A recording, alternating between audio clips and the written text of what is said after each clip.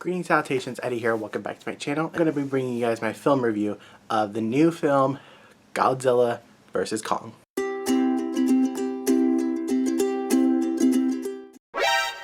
Before I begin, I do want to showcase something. So I completely forgot that and I put this video out on Instagram, for a pre-order purchase for Lee Bardugo's Rule of Wolves, which is the sequel to King of Scars.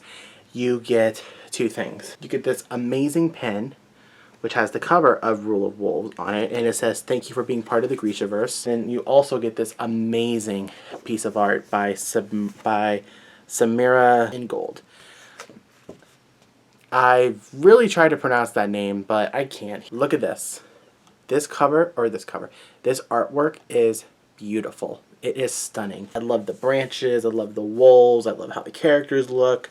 I haven't even read King of Scars yet, but this makes me uber excited. And Lee Bardugo said that it was like the most magical of the books that she has put out.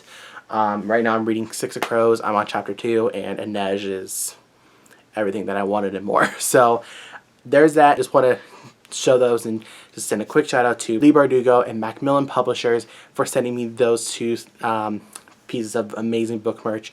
And to my subscribers, Rule of Wolves is out now. Go ahead and purchase it off of Barnes & Noble or Amazon, or wherever books are sold, and tune in for the Shadow and Bone TV series that comes out later this month. So just a little PSA. So now on to the film. I'm going to be over here, actually. I'm going to put the poster right over here.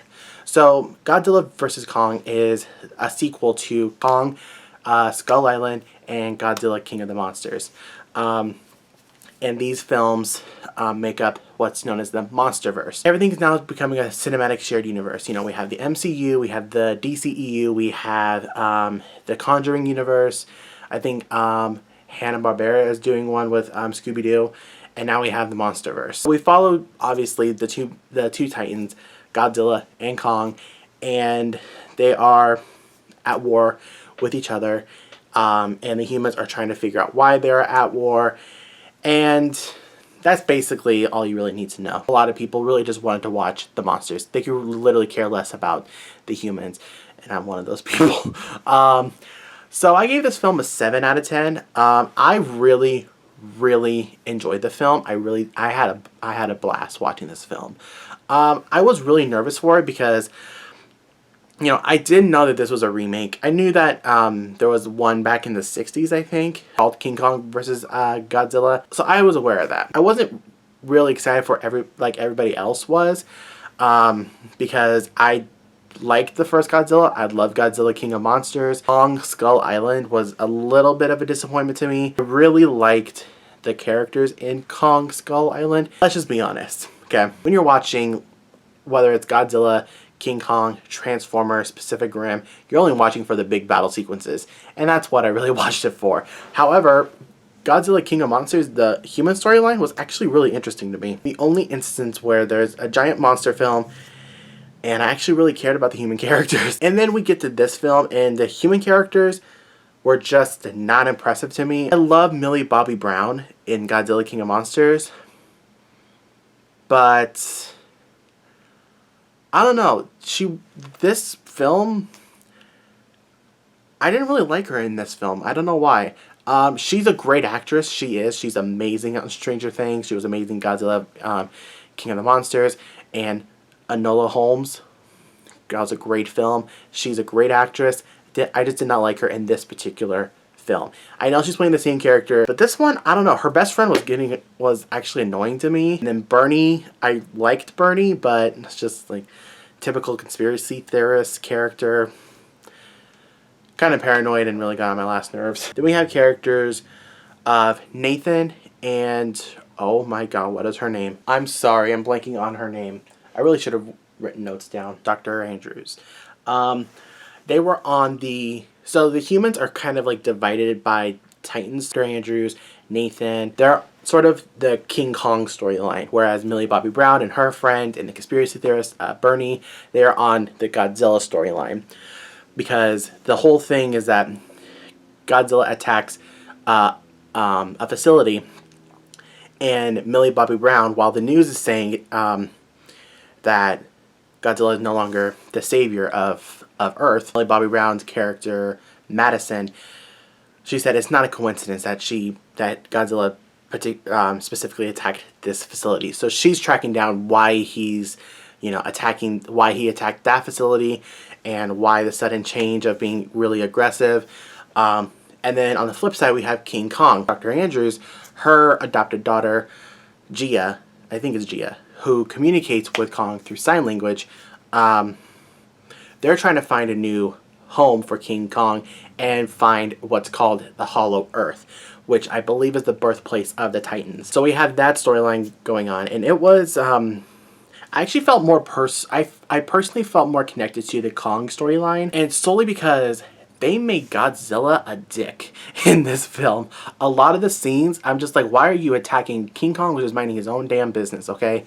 And but he was just but I think Godzilla was trying to find the source of why, of what's, calling to him and making him mad and destroying like literally half of the country, really. But the King Kong storyline, I loved it. I love Kong. I was never a King Kong fan. I was more of a Godzilla fan, but for some reason, I preferred Kong in this film than Godzilla. I don't necessarily think I chose a side when the trailer came out. I think I was just like, whoever wins wins. A film like this, you don't necessarily feel obligated, but if you want, you can choose a side, and I didn't. Same with like Batman vs Superman or Captain America. Whereas with those films, I chose a side. Like I chose Team Captain America and Team Superman. But with this one, I was just like, whoever wins wins. So let me get into what I loved about this film. The visuals are outstanding. They are amazing. When they get into Hollow Earth, it was just so awesome to see, these two different lands like on top of each other, like, and then spaced out by gravity. It was awesome to see. And watching Kong going through Hollow Earth was actually kind of low-key kind of emotional, because he found his home, but also just seeing the different kinds of creatures and the landscapes, it was awesome. And then you get to a chamber where he has his throne and his axe, and he's like, that's how we got the name King Kong. Big battles between Godzilla and King Kong. There are two big battles between them. And they were destructive. They were destructive. Like, they destroyed like 5 or whatever American fleets. And then we had the big battle in Hong Kong. Out of all the monster films that I watched, that was probably one of the most destructive ones. I think it's just fun watching like these two iconic monsters going at it. Now, I did put a disclaimer in the title. Mecha Godzilla looked cool-ish. Kind of liked his design. I still didn't understand how Ghidorah's mind's memory psionic thing got into Mechagodzilla. I don't know. If you know, let me know down below, because I have no idea. I watched that scene like twice and I still don't get it. Probably because I don't like science. Possibly. I loved Gia. I think she was a really, really, really brave little girl for going up against this giant monster that is King Kong and signing with him. And I love how when they're surprised watching her sign at I almost said Godzilla, at King Kong. I think it's because he's a Titan, so there's that. Other than that, the other human characters, aside from Gia and Dr. Andrews, I was not impressed with them, aside from Millie Bobby Brown. I also didn't like how short the film was. It felt really, really short for a monster film. It's an hour and 53 minutes, which I think most monster films are a little over 2 hours. I don't know why it's so short. The storyline is pretty basic for the most part. I wanted some more substance, some more, emotional moments. Like, the only emotional moments for me was when Gia was communicating with King Kong. But that's pretty much it, in my opinion. That was pretty much it. But I think that's the whole point. Alexander Skarsgård said that the film isn't about the humans, it's more about these Titans, which I'm glad he said it, which I totally, understand, because we're watching this film for these monsters, and that's fine. So it kind of ends with after King Kong and Godzilla destroy Mechagodzilla, they sort of go their separate ways. Like Godzilla goes back into the ocean, Kong goes back to his kingdom, and that was pretty much it. That was just how it ended. I don't know. I mean, if for the most part it did feel like an ending, but I was like, I want like more. Now, am I gonna watch the rest of the MonsterVerse? Absolutely. I'm really excited for the rest of this franchise. The reason why I didn't love this film was that I wasn't excited from the get-go, and that's why I'm a little disappointed in myself for not loving it as much as everybody else is. But to everyone else who is like praising and loving and wanting every piece of merch for this film, like pop figurines and cups and shirts, listen, I'm happy for you guys. I really am. Like it's really, I love when people express their love for a film, because you could definitely tell through their blogs, their YouTube channels, their Twitter feed, Instagram feed, Facebook feed. I love watching people be happy over something that they finally watched and loved or read or whatever. So for me, I may rewatch this again. I really did love watching Godzilla and King Kong duking it out. It was really fun to watch. Out of the 4 MonsterVerse films, my favorite one is Godzilla King of the Monsters, Godzilla vs. Kong, and then Kong Skull Island. That's my rating of the films. Let me know what you think of the MonsterVerse so far. And that's going to be it for me from today. Like I said, the film, I gave it a 7 out of 10. I may bump it up after I rewatch it for a second time. I don't know. But thank you guys so much for watching. If you guys like this video, big thumbs up and comment down below your thoughts of this film. And were you Team Godzilla or Team King Kong? Let me know.